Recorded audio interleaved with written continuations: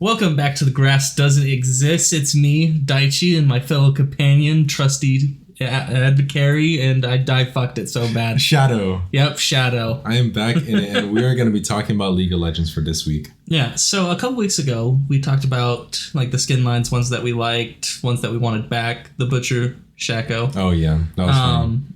And one of the, and with that one particularly, I really liked the culinary aspect of it. Yeah. So I had the shower thought of, what if they actually like entered in a like cooking competition? What would be their signature dish? Now I'm not talking like the ones that like it says in the skin line or whatever like that. It's like right off the bat you have sashimi akali. Mm-hmm. So a lot of people would just automatically just go sushi, sashimi. Me? Yeah, I would think that too. Every single one of her skins has a giant bowl of ramen and she devours it. So me, I think that instead of that, it should have been ramen. Like full on ramen. That's going to be her food of choice. I agree, actually. I mean, like, ramen is like a very distinct part of her personality, right? Yeah. I think everyone who plays Akali knows that. But it's weird how they were just like, oh, Akali's going to be sashimi Akali. So I think you're right. Like, we kind of missed out on the ramen part. Yeah.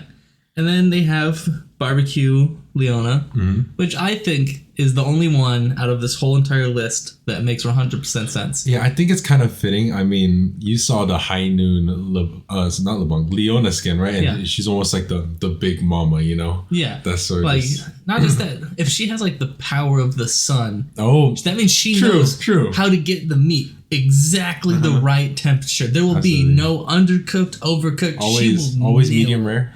Yeah, she'll just nail it on the dot. Gotcha. And make your day bright. Okay, that makes sense. Yeah.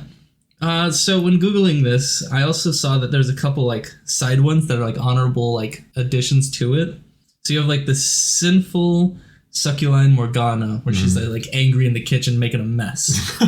So I don't even think she could make a dish. Really? But I think she would make a damn fine good cocktail. You think so? I like when I look at the skin, I can almost imagine her sort of making something poisonous or look poisonous, but like... Well, alcohol is poisoning. Okay, I mean, that's true. But like, I don't know, like what I imagine is like she's sort of just like brewing some kind of soup like a witch and just like, you know... Yeah, she's really good at mixing those cocktails. And she'll just force you to drink or eat it.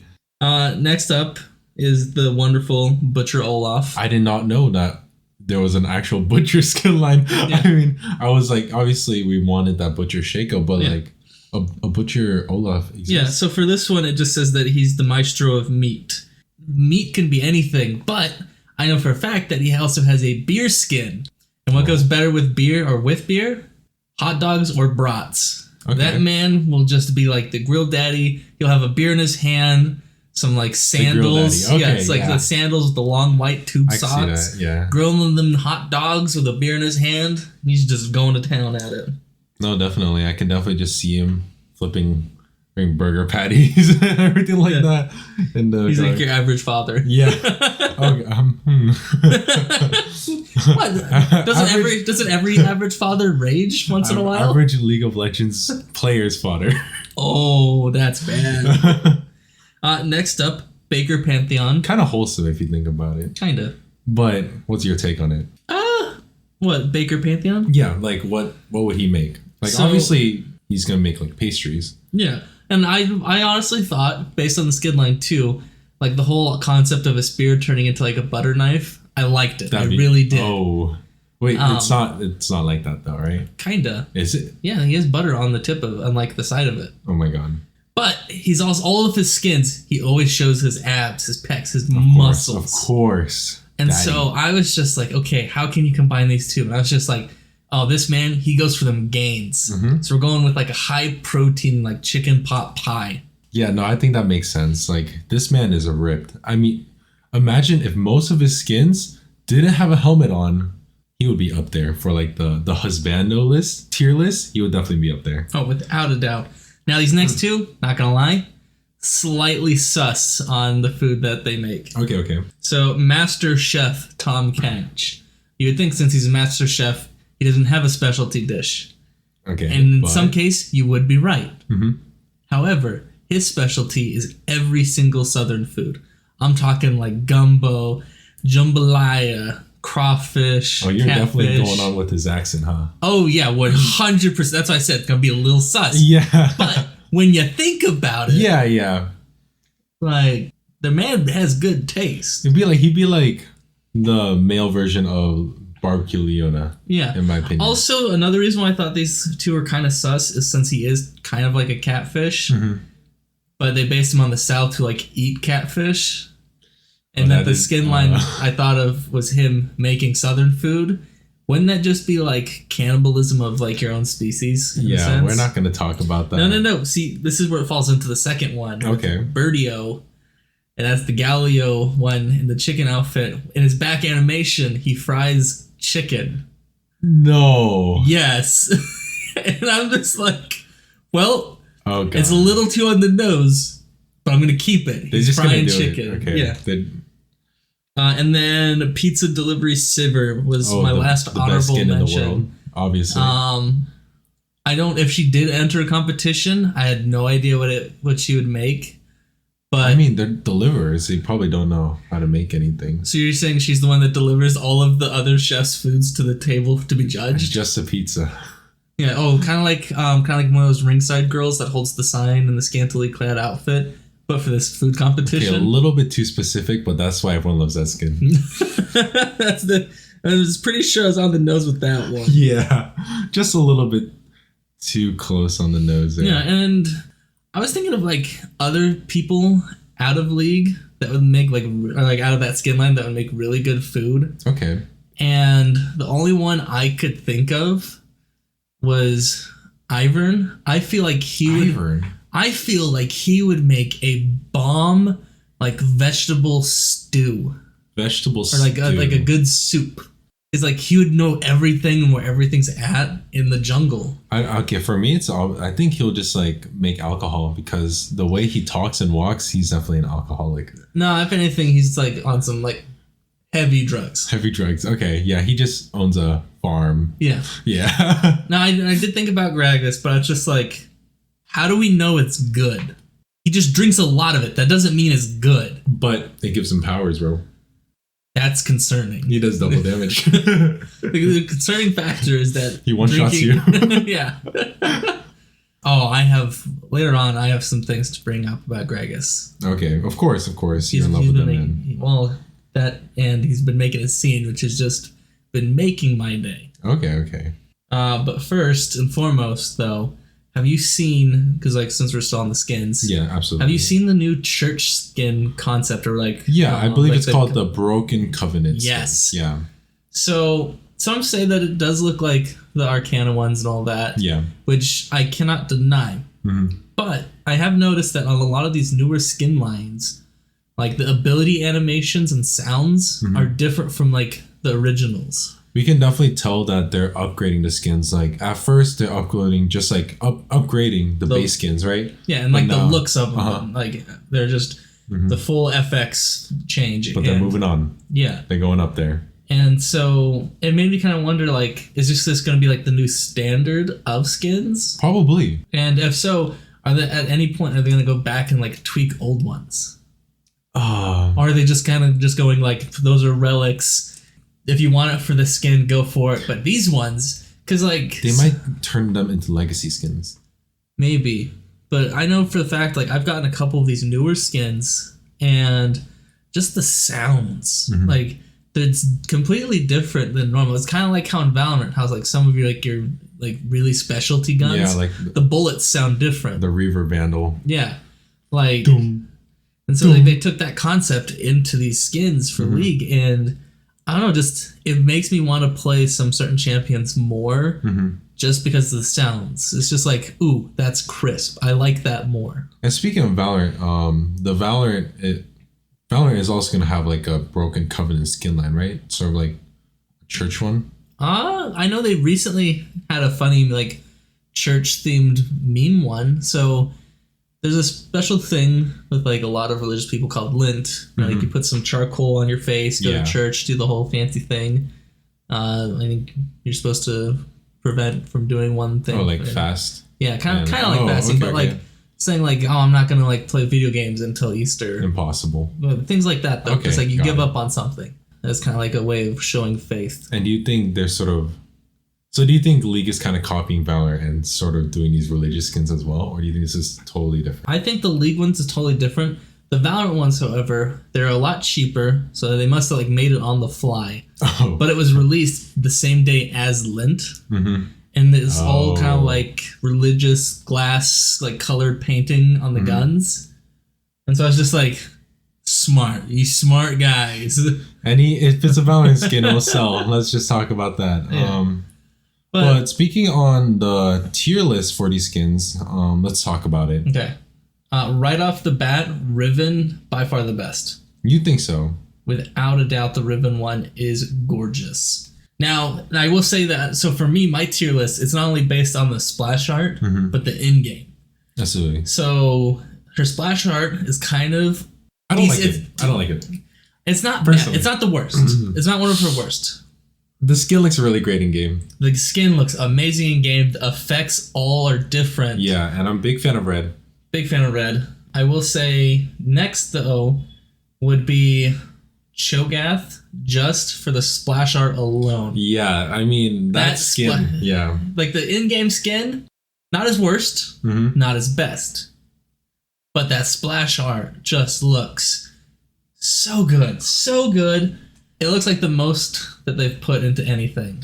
And it shows. Now, I will say, the Xayah Rakan one, mid-tier. I don't care about those.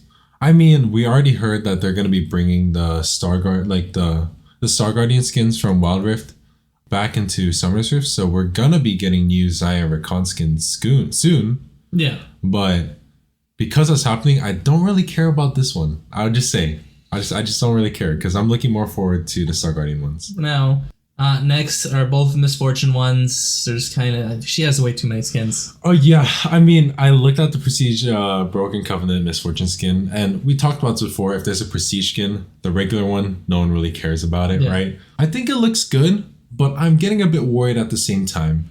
Obviously, especially when we saw like Prestige Echo, and they sort of stopped doing the gold and switched more to the blue color.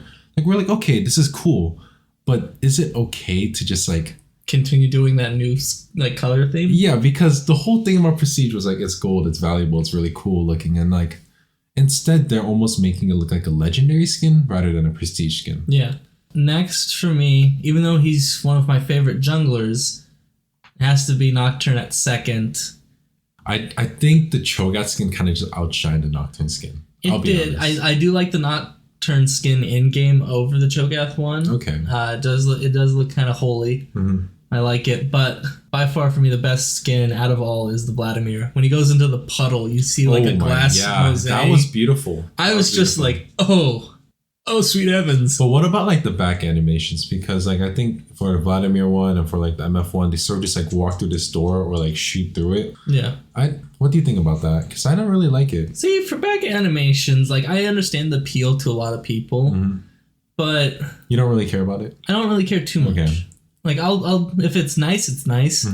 If not, though, it's just kind of man. For me, it's all about the abilities. Because that's what you're using the most in the game. Like you are constantly going to be using your abilities more than your backing. And speaking about the back animations, I did hear that they're not going to do like a matching back animation for Rakan and Xayah, which a lot of people were like shocked about.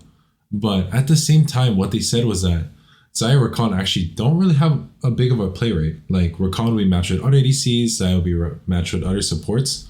So it's almost like they're just going to sort of drop that in the future skins.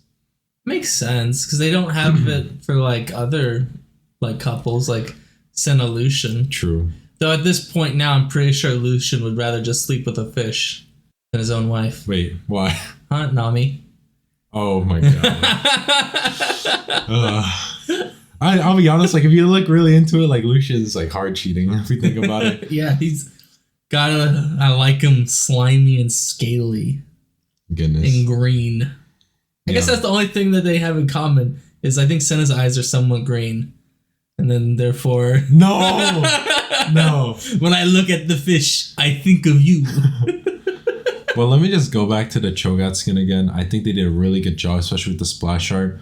I remember we talked about this before where we wanted more light towards like the monster champions. We want to see more monster champions, obviously. We want some new monsters. They did Belvette, but like Belvette's more of like a mommy than a monster. You know what I mean? We need more like. If anything, she's like the ultimate Karen. She looks like a woman until she turns angry and then becomes a monster.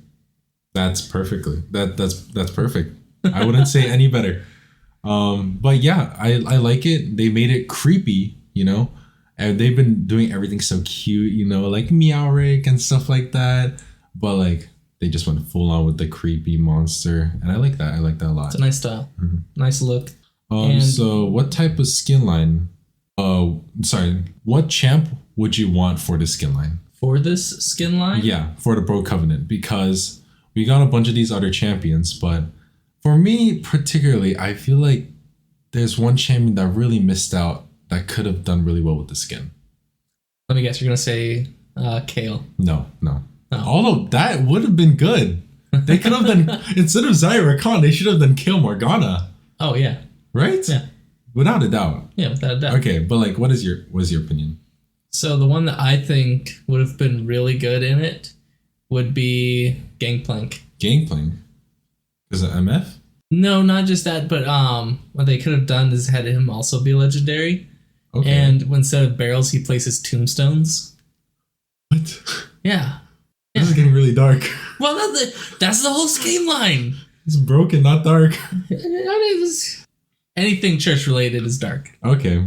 Well, if we look at the Cho'Gath one, I guess that makes sense. For me, I chose Fiora because I think she's very like fitting with the skin line in the way she sort of presents herself. You know, she's very proper, you know, and like even her base skin, it's like full on white and like kind of church themed. She's almost like the model church attendee. You know what I mean? Wait, if we're going with that, Shen. Shen? Yeah, he's like a monk. That's exactly why he won't fit in. No, they have monks in like church, like in Christianity. You would fit more like a Buddhist skin line. No, I'm talking like give him like the brown like hooded robes going. I'm gonna say Spiritu Patre. One thing I just want to say is that like once they get that mask off of Shen, like people are gonna go crazy. Ooh, I wonder if he has like good facial hair, or does he keep it? No, yeah, but like cleaner. Cleaner. Okay, well, we'll get that. We'll get into that. Or does he have like a big solid like Fu Manchu? Oh my god, maybe he'll look like Master Shifu. Shifu.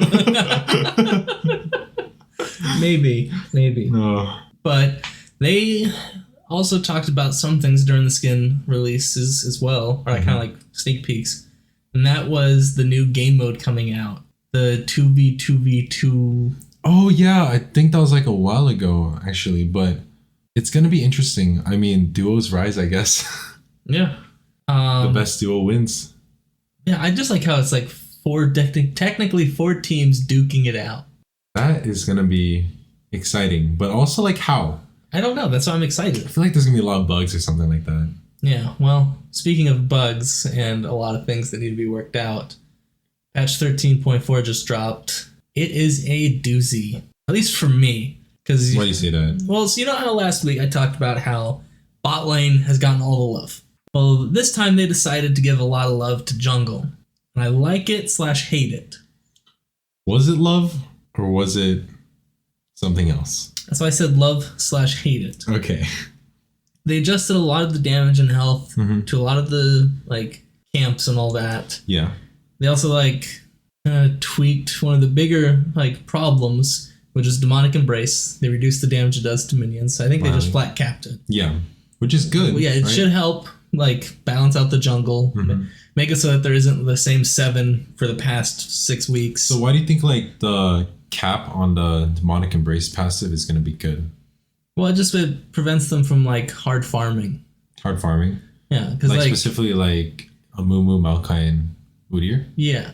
Because like if you're playing against an Udyr, they're always going to be like 1 item, 2 items, 3 items ahead of you. So it's just very hard to like keep up against it. Or at least that's in my opinion. Yeah. As a low elo person, it sucks. It's hard. It's impossible.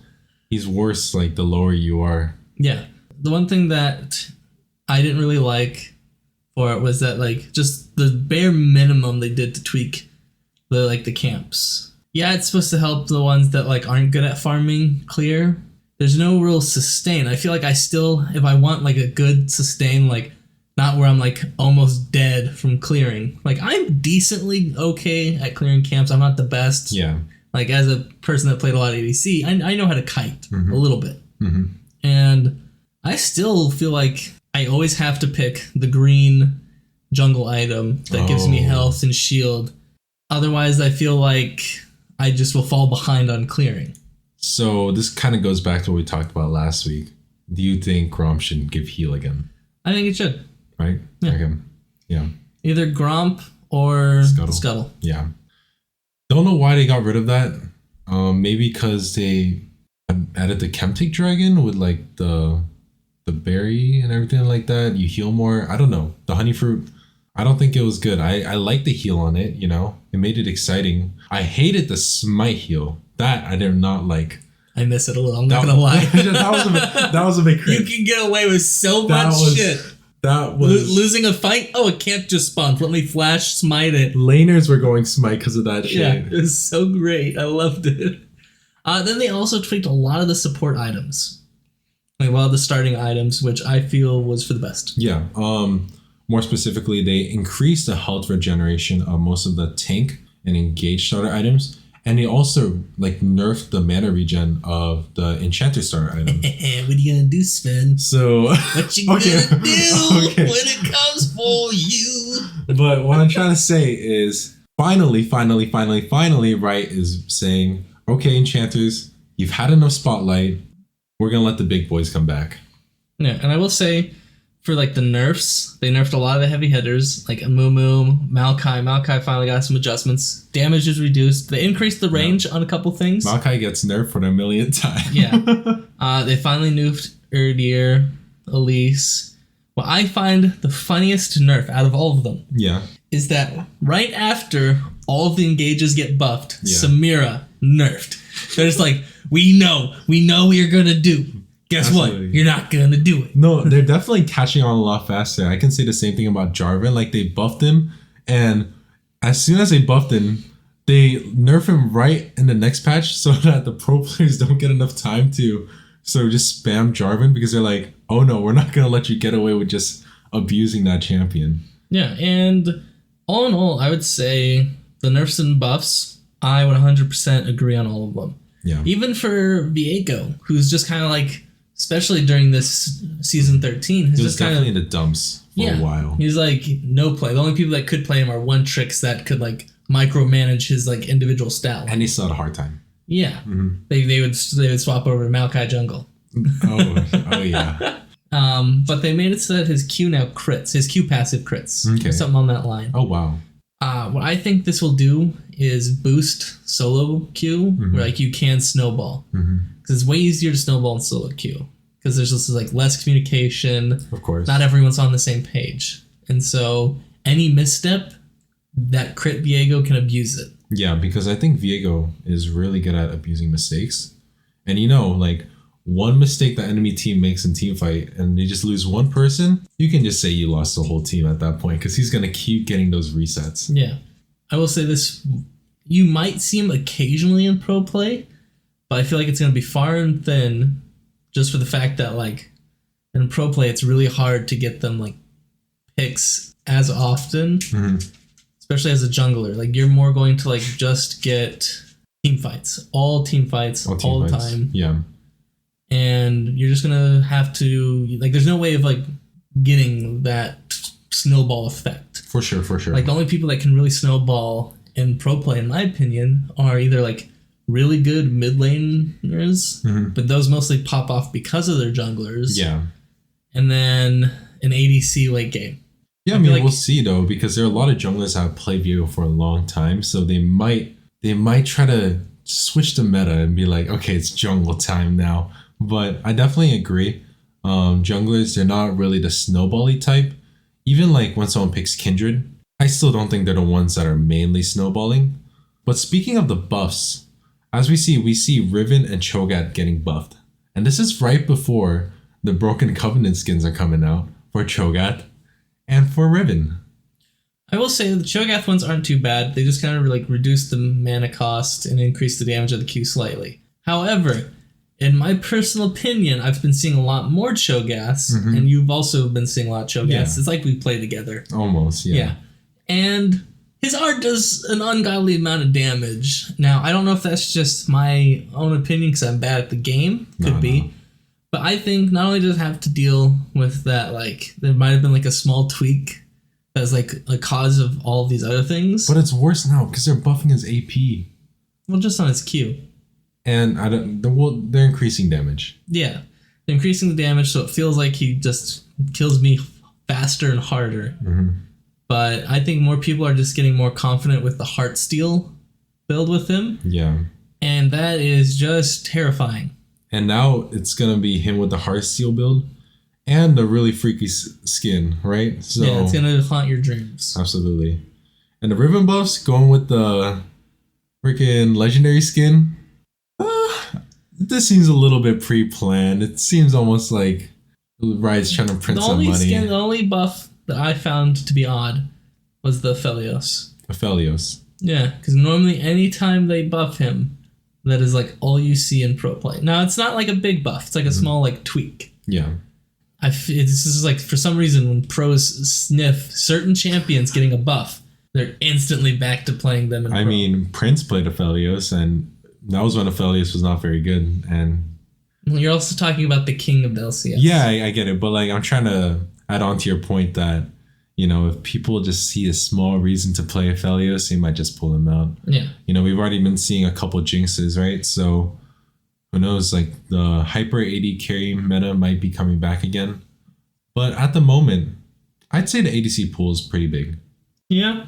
Yeah, the only problem is that due to one certain individual that I want to really get into before we talking about the American LCS. The American LCS. Okay. It is the American dream. Okay, buddy. But that is Keria. What is going on with that man's head? It's like after losing Worlds, he decided, I'm now carrying, everyone watch me. I mean, he loves it, and he's very thankful for his teammates, right? His teammates trust him, and they also let him play these random picks, and it's working. Yeah. Best part, though, it is some of the most entertaining matches ever. Like, against Sandbox, having Yasuo top, Gragas mid. Gragas mid, yeah. Yeah, and then Draven, Caitlyn, ADC support, and I believe Owner was on Lee Sin.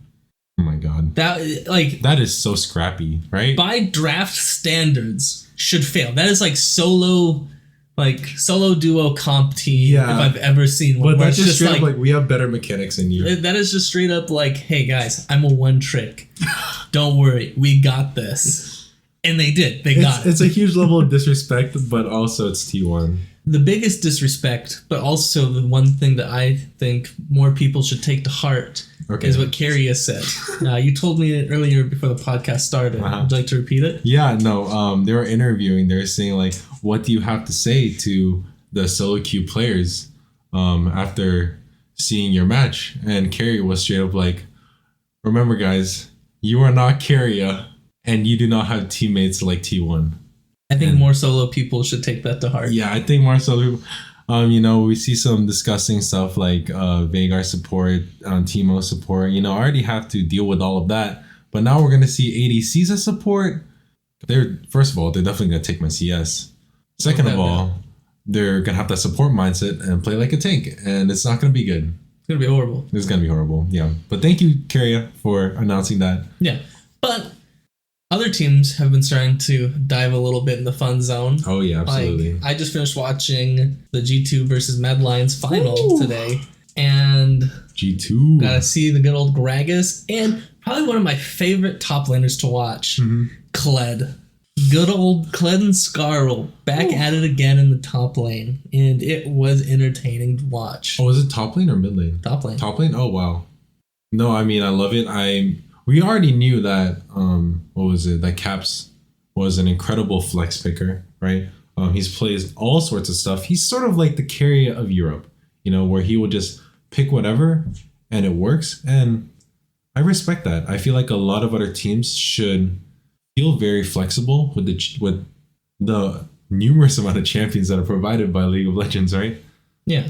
And I think I have to give most of the credit to T1 for like this split just being more creative. Like they're not the cookie cutter team like they were last year, where they just like played everything like everyone else and just did better at it. Yeah. Right now they're showing that no matter what you do, no matter what you think you can do, you cannot counter us. Yeah. No, I definitely Granted, they lost a match. Still, it's that whole mindset of just like, it's intimidating in a way. No, it is for sure. Like we're seeing a couple other Korean teams pull out some like odd ones here and there, not as often as T1, and seeing other like Europe starting to do it a little bit of just like, hey, we have skilled players, let's show it. Like we don't need to follow this cookie cutter method. We don't. We can just be better. And we're just hoping that comes to the NA, LCS for sure. I definitely agree. Like last year, T1, like you said, sort of like that cookie cutter standard of being the perfect team. You know, they went on that crazy 15-0 record. I think everyone knows that. They broke the record and everything. But now they're doing something different. They went above and beyond that perfect standard of just being good players. And now they're just like, deal with this. This is the new T1. I think a lot of teams should catch on to what they're doing and sort of not necessarily copy it. Yeah. But just find what your players are good at and work with it. Yeah, I mean, I remember like at the beginning of the season, there was even sometimes like our Riven top lane in China, for example. And even that was cool, you know, just like being flexible like that. We like to see it. It works, right? Yeah. So it's not even just entertaining. It can potentially make your team above another standard. Yeah, and also just to make it more lively. It's more entertaining to watch. Absolutely. Like I would rather see a team play like their best champions than try to watch just the same shit over and over again. Yeah. I mean, the only entertaining thing right now in NA is when like Sven doesn't do a handshake or something like that. Yeah. But we want some draft entertainment. Yeah, you know what I mean? want that good draft entertainment. I don't know, just spice it up a little bit. Get some different stuff going on. And possibly, I believe, like especially after seeing G2, so when it came to MSI, I was thinking it's probably just going to be, at the end of the day, it's probably just going to be either Korea versus a Korean team at MSI or Korean versus a Chinese team at MSI.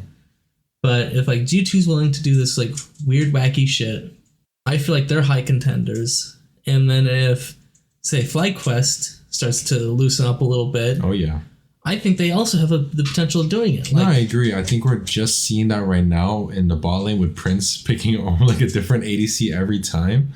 But you know, let some more wiggle room in. You know, like maybe Spica can start playing something different. We've obviously seen as a Mumu is really nice, but just add a little bit more of that flexibility once you know that you're already at a high standard as a team. Just let yourself grow. And speaking of, you know, FlyQuest and everything like that, for you, what was the best match for this LCS week?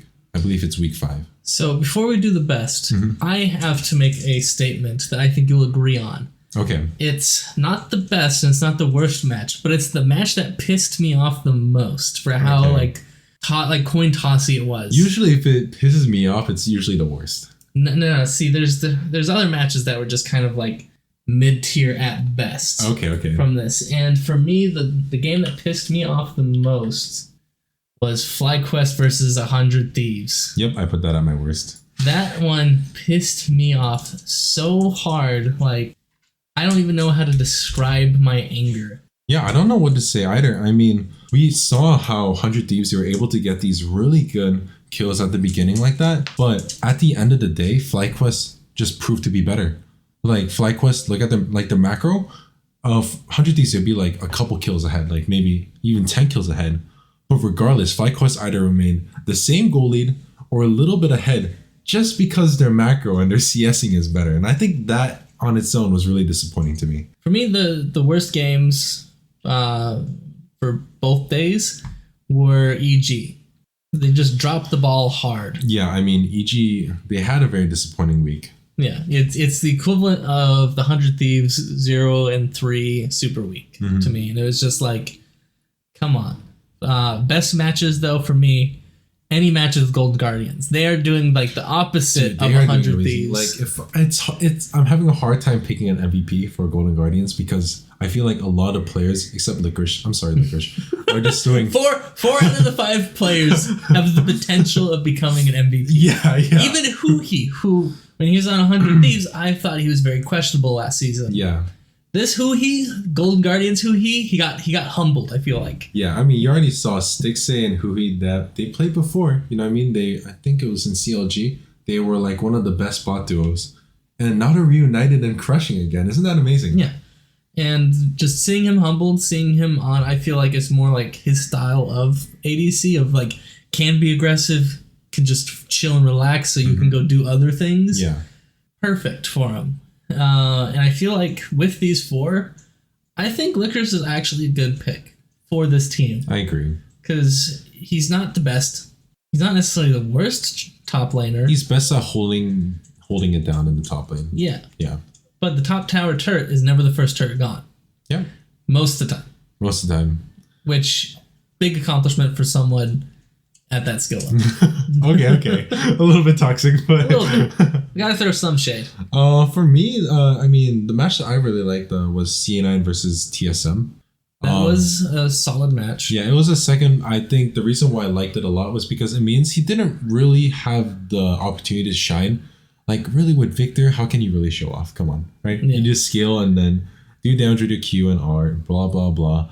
But, second game, he picked the first LeBlanc of the LCS season. My God, let me just tell you, that was fun. There was this one river fight, he was just jumping in and out and just one-shotting people left and right. And I think he was able to show why he deserves a spot in the starting roster.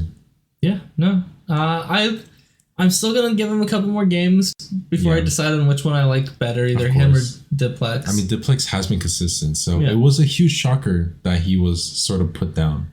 Well, I think this guy was like the original pick, but he had like some like team working issues, like somewhat toxic, I think was one of the words being spread around. Really. But for me, Gory on Golden Guardians, just unkillable Yone for the longest time. No one else is picking Yone. Yeah, but even though like Yone, he's not considered very good, I think Gory, his playstyle with Yone is very unique. If you look at his KDA, he isn't getting a bunch of kills, but he is sort of getting a lot of assists. He's always participating in those kills, and he's doing a lot for his team. The reason I say this is, for example, like Yone, I feel like he's a really good laning champion, kind of like Gnar, where he's able to stay alive because he constantly gets like Q3 and is able to run away or push in, right? And in some way, he's kind of playing Yone. It's the same way players pick Gnar, you know? I'm just going to play safe in lane, and I am going to be useful when I get those huge knockups, and that are kind of like how Cassante works. Yeah. I will say, I think it also is just skill. Yeah. Like, I feel like not a lot of pro players, like, there's only like a few that like do different things. Like, I feel like, especially in NA, it's very noticeable that a lot of players have small champion pools. Yeah. Like, we can't do the things that like G2 and T1 are doing to the extent, at least most of the NA teams. I still think FlyQuest has potential. Maybe even EG. Yeah. As like doing random weird things. I feel like Golden Guardians, they're just really good right now at the cookie cutter. They have probably the second most like team synergize. Absolutely. Followed behind FlyQuest. I mean, we have to appreciate what Golden Guardians have done. If you think about it, they've kept their faith with Lakers and Stixay, which I find very surprising. They just got a new mid laner. Just a mid laner change, right? Huhi, like, he's back. That's great. But they just did a small mid laner change. They even kept faith with River, and now River's, though they snagged River. I feel like they saved River last year. They're just like, hey, Dig did you dirty. We'll take care of you. Yeah. We'll tuck you in at night. We'll feed you, water you. And now he's a crazy River, man. Yeah. Though with all these buffs and like changes to Jarvan, I just want to see him whip out his Jarvan. Because if you remember last year in spring, back then. he And he went ham on it. He did, yeah. It was gross. Mm-hmm. So fun to watch though. I would like to see a lot more of that jungle aggression early. We're seeing a lot more. Well, hopefully not anymore, but we've been seeing a lot of, I'm just going to be a late game scaling tanky jungler. I want to see some more of that aggression, More Elises. Luckily, we're seeing Wukong, Vi. Those are aggressive, right? But a Jarvan would be nice too.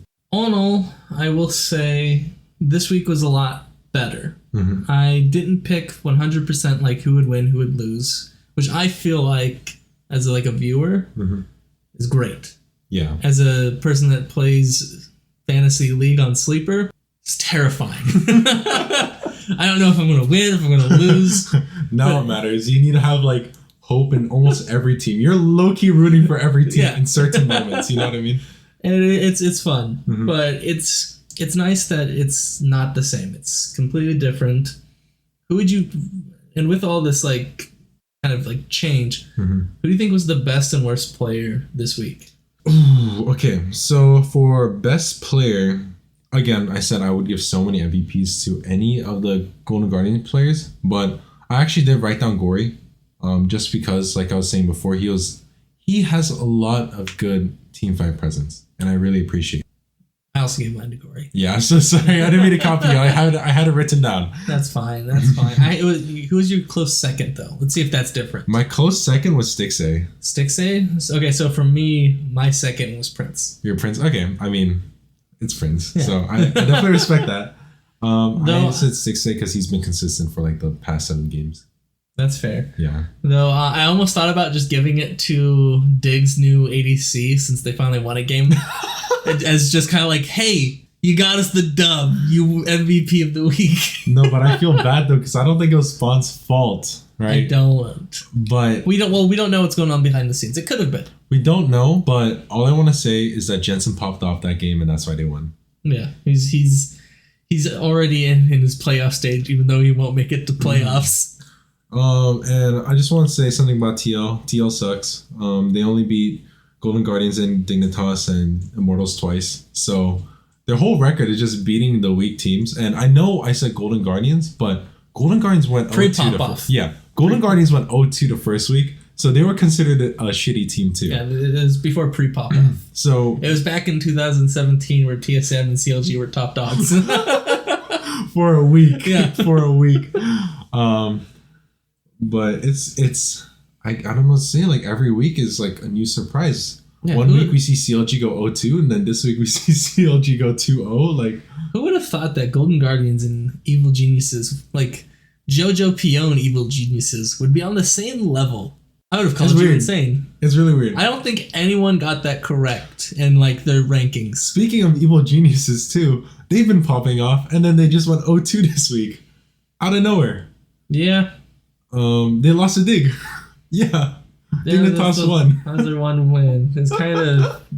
That almost was my worst game. Dude, it's just funny. I don't know what to say. I can't specifically analyze every team now because they just keep proving me wrong the next week. Okay? I'm okay, CLG is going to pop off. No, then they go the only one that has always been consistent for me is Team Liquid. Consistently bad. Oh I can't say that about Dig anymore because they got to win. So FlyQuest, honestly, Dig might be a little bit better than Team Liquid now because, they beat Evil Geniuses, who has Team Liquid beaten? Immortals twice? Does that really matter? No, but I agree. Consistently worse Team Liquid, kinda, and Dignitas. I'm not going to ignore Dignitas. But consistently good, only FlyQuest. It's kind of weird thinking that, Team Liquid is in, the bottom. They are at the bottom. Yeah, they're bottom 3 or something. Yeah, you can take a look. Yeah, let's take a look here. Yeah. Bottom 3. This is such an odd thing to look at. Everyone thought that Cloud9 would be in the top, 3 to 4. Mm-hmm. FlyQuest, I think people had them at 2nd, 3rd, or 4th. We had 100 Ds at top 3. Yeah, 100. I think. We're kind of. Well, except for me, I think FlyQuest I had at 1 or 2. No, 100 Thieves. We had 3. I think for me, I think it was EG FlyQuest 100 Thieves. 1, 2, 3 at the initial. Oh my god. It's so weird. It's like competitive, but also confusing. I don't know what to tell you. Yeah, it's a very weird mix-up. Two teams that people thought were going to do really well, 100 Thieves and Team Liquid, are in the bottom 4. Yeah. With one team that everyone thought was going to be at the bottom with like Immortals and Dignitas was Golden Guardians. So it's like we gained one good team but lost 2 teams. I guess like and I believe TSM Golden Guardians has a 7-win streak right now. 5. 5? Are you sure? Okay, 5. Well, still insane. I think because I think they won and lost here and there. Yeah, maybe. But still, like there's nothing I can really say. I mean, FlyQuest, yes, they're on top. Cloud9, yes, they're also on top. The rest, still kind of iffy. Very iffy. And I don't know how to put it. It's just it hits different. What's happening? Like, that's my opinion. Like, I can't support or like analyze which team's gonna do well because they keep confusing me.